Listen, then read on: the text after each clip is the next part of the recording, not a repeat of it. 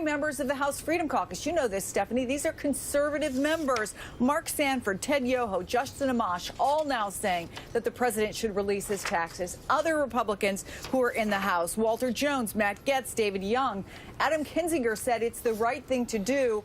And those other two town halls that you just mentioned are really getting attention because they're Republican senators. And by the way, many, if not all of the people I'm mentioning, they're in places where Donald Trump won by double digits. Senator James Langford said something that I think cut to the chase for a lot of people. He promised he would do it, talking about his taxes. He should keep his promise.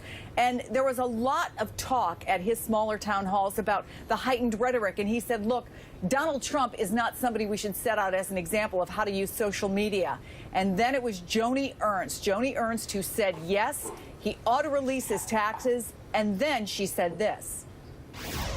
Now, I think that we have a president that has a number of flaws. With the trips to Florida, I do wish that he would spend more time in Washington, D.C. I do think we need to bring manufacturing back to the United States. Maybe he puts his money where his mouth is and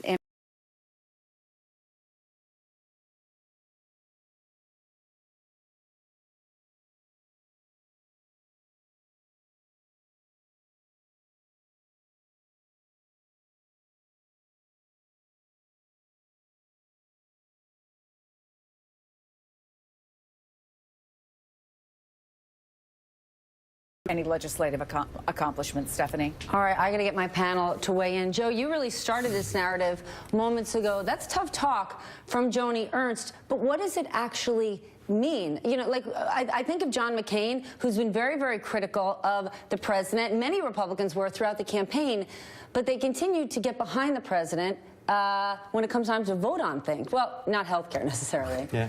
Hey, Stephanie, the toughest part of my business, conservative talk radio, is you want to be a Trump supporter. You want to be a Trump cheerleader.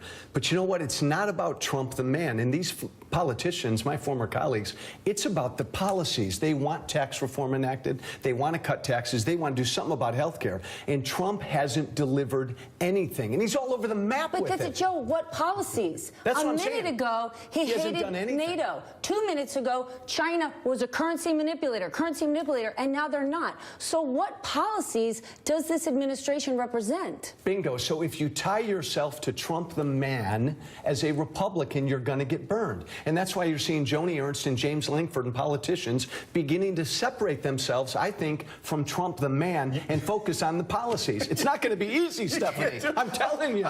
Trump just likes to keep calling him the man. Yeah, look, you can try and slice and dice this and slap chop it all you want, Joe. The fact of the matter is the man is the policy. That's what he sold us on. He said throughout this campaign, look, I am the guy. I'm not a politician. I'm going to drain the swamp. Trust me, I know business. So he can't say, oh, take policy Trump and not take personal Trump. Both are problematic. And here's the thing, and this jumps back to the Georgia 6th District. Bruce Lavelle, who is an African-American man and head of the diversity coalition for the Trump campaign, he came in like next to last. People who are coming out and saying, I'm a part of Trump and I'm a part of this campaign to put him in office, they are losing across the country. Yeah. And when you stab people in the back like he did over health care, they definitely don't. And Joe, is policy not the problem? In terms of policy and details, we've never gotten any from President Trump. He loves to talk about deregulating. We've yet to hear what those deregulations are going to be. Here's the problem. There is no policy Trump.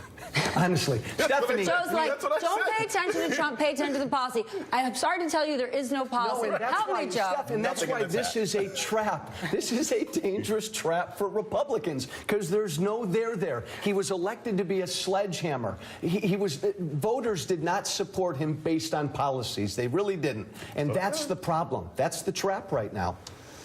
I'm not sure how anyone's going to get out of said trap. But you two aren't going anywhere. There you go. Well, you two aren't going anywhere. I've got you for the rest of the hour. Chris Jansen, Ron Allen, thank you so much. We're going to take a break next. Where in the world is the USS Carl Vinson?